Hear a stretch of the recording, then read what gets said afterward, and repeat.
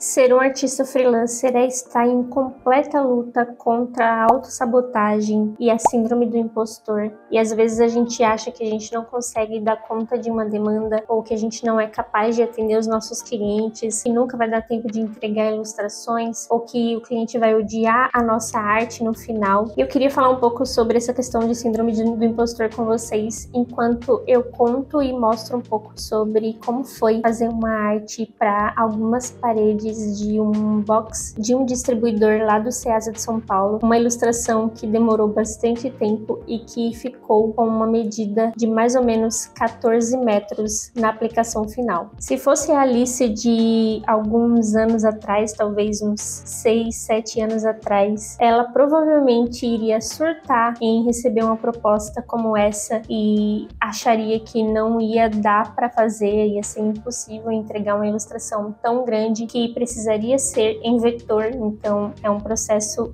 duplo, digamos assim, né? Fazer a ilustração e vetorizar ela depois, ou fazer ela já vetorizada também demora um pouquinho mais do que trabalhar com pixel para quem já está acostumado. Mas para mim, hoje, com o meu tipo de pensamento e com a forma com que eu lido com os pedidos que chegam até mim, eu consigo filtrar muito bem as coisas que eu realmente consigo ou não consigo dar conta. E eu sei que tem muita gente que tem problema em ter essa noção, né? Em saber realmente se é só medo ou se você realmente não daria conta de entregar um trabalho. Nas últimas semanas, depois que um dos meus Reels deu uma estourada da minha bolha, deu uma leve viralizada no Instagram, tive muitos comentários nesse Reels de artistas falando que tinham receio de começar ou que queriam começar a vender a sua arte, mas achavam que não estavam prontos ou que a arte deles não ia ser o suficiente, que os clientes não iriam querer ter a arte deles, né? Não iriam querer comprar a arte deles. E isso eu sei que não são só essas pessoas que comentaram no meu Reels, isso é uma coisa, parece que tá dentro de cada artista, uns com mais e outros com menos. Mas se você se sente dessa forma, é normal, principalmente se você tá começando. Esse medo, ele vem principalmente por conta do desconhecido. Se você ainda não tem costume de atender um cliente, se você não teve experiências o suficiente de realizar trabalhos e ilustrações que demoram um pouquinho mais do que as que você tá acostumado a fazer por hobby, você vai sentir esse friozinho na barriga e esse medo de não dar conta. Mas isso é normal, independente de ser pela ilustração ou de ser com qualquer outra área que você tá começando. E eu tenho meio que um acordo comigo mesma desde o começo, assim, desde o começo de que eu comecei a trabalhar da forma correta, não desde o começo de que eu tô tentando bater a cabeça em estratégias que não funcionam. Eu tenho um acordo que é basicamente, eu sei o que eu atendo e eu sei quais são os meus processos. Então eu sei quanto tempo eu demoro para fazer um sketch, eu sei quanto tempo eu preciso levar para encontrar uma inspiração ou pegar referências para fazer uma ilustração. Eu sei quanto tempo eu levo para fazer a base de cores de uma arte ou para fazer o preenchimento dos shapes de uma arte. E sabendo de todo esse processo, eu consigo prever quanto eu vou gastar de tempo em uma ilustração, baseado no tamanho dela, na quantidade de elementos e na complexidade. Sabendo dessas coisas, isso você vai conseguir saber baseado nas coisas que você realmente faz. Então, você consegue tirar uma base de referências até das artes que você faz por conta própria, né? Para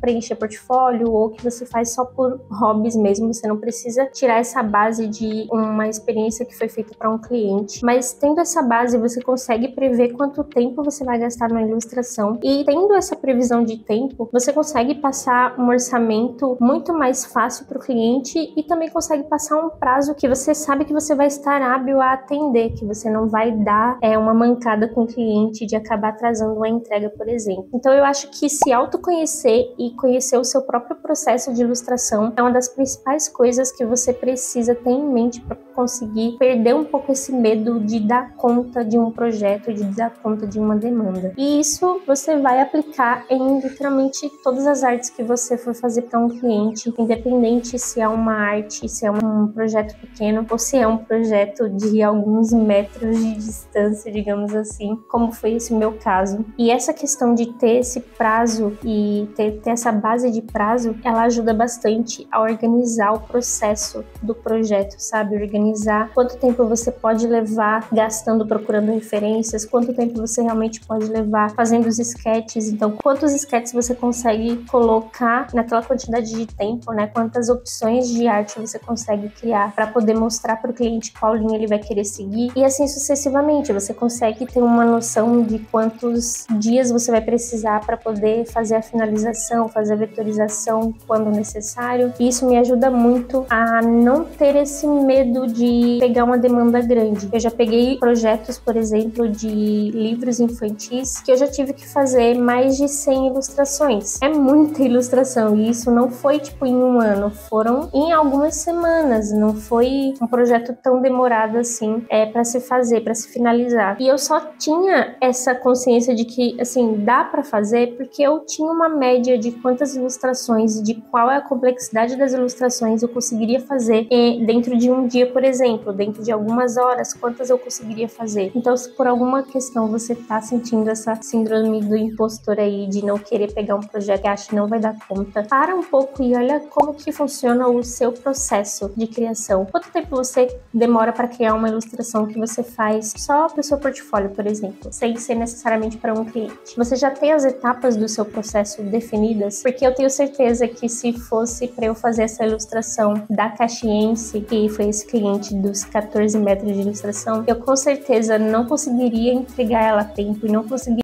o resultado que eu tive estivesse consciente de qual era o processo e quais etapas eu precisava fazer em qual momento. Inclusive, isso é uma das coisas mais importantes também para poder passar para o cliente antes, para ele saber quais etapas vão para aprovação e quais etapas ele precisa estar para visualizar. Enfim, tenta se conhecer, tenta conhecer esse seu processo de criação mesmo, porque eu tenho certeza que vai ficar muito mais fácil de você conseguir colocar uma expectativa real do que você consegue atender e o que você não consegue atender. E sobre o acordo que eu tenho comigo mesma, para mim é o seguinte: a partir do momento que eu sei esse meu processo e eu sei o que eu dou conta, eu não vou falar não para uma ilustração, mesmo que eu esteja com medo, porque é um projeto muito grande, por exemplo. Então eu tenho esse acordo interno de eu não vou ficar com medo de fazer um projeto que pode parecer que é muita coisa para uma pessoa do meu tamanho, digamos assim. Porque a gente sempre vai achar que a gente é menos experiente do que o que a gente realmente é. A gente sempre vai achar que a gente tá ainda iniciante demais, que a gente poderia ter um pouquinho mais de experiência. Mas o que realmente vai te dar experiência para conseguir dar conta de fazer as coisas é ter essa experiência, é colocar a mão na massa e dar a cara a tapa. E eu tenho certeza absoluta que eu ter esse acordo comigo de não dizer não para um projeto por estar com medo me fez evoluir bastante, porque eu realmente me dispus a colocar a cara a tapa e a fazer projetos que a Alice do começo provavelmente não tem coragem de pegar por conta da responsabilidade. E isso aumentou muito o meu desempenho como ilustradora, o meu desempenho na hora da criação, na hora de encontrar atalhos na hora da criação, por exemplo, para economizar tempo, ou como aperfeiçoar uma ilustração para apresentar da melhor forma possível para o cliente. Todas essas coisas foram evoluindo através das experiências que me propus a ter por conta desse acordo. Não ficar com medo e realmente meter a cara a tapa e pegar os projetos mesmo estando com medo. Então, se você tem essa síndrome do impostor, tenta fazer esse acordo com você mesmo também. A partir de agora, você tenta encontrar qual que é o seu processo, tenta definir qual que é o seu processo de criação de verdade. E aí, sabendo disso, você vai conseguir definir o que você consegue ou não dar conta, ou o que você precisa de mais tempo para conseguir entregar, e faz essa experiência de não ficar com medo de pegar um projeto um pouco maior do que o que você acha que você consegue atender. Eu tenho certeza que vai te ajudar bastante a ter mais experiências e melhorar realmente até as entregas que você vai fazer para os seus futuros clientes. Se esse vídeo te ajudou de alguma maneira, não esquece de deixar o like, que me ajuda bastante. Se você não é inscrito, se inscreve no canal e compartilha esse vídeo com algum outro amigo que também desenha, também ilustra e tem um pouquinho dessa síndrome do impostor, que eu sei que todo mundo tem. E se você tem alguma experiência dessa de sentir medo ou sentir que você não daria conta de alguma ilustração, de algum projeto, comenta aqui que eu quero saber, vamos conversar, beleza? É isso, eu espero que vocês tenham gostado do vídeo e eu vejo você daqui a pouquinho.